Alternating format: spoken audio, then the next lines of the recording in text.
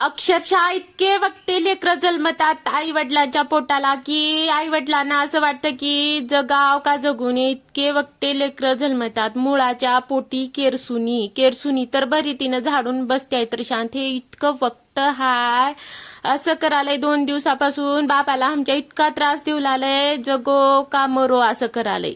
Y बसलं का बी भांडणं काढलाय जेवू नका म्हणून, आणि कुठं गेलं का बाहेर माणसामध्ये असलं का पैसे द्या म्हणालय, नाहीतर मारायला येऊ लागलंय अंगावर लाकूड तेन घेऊन.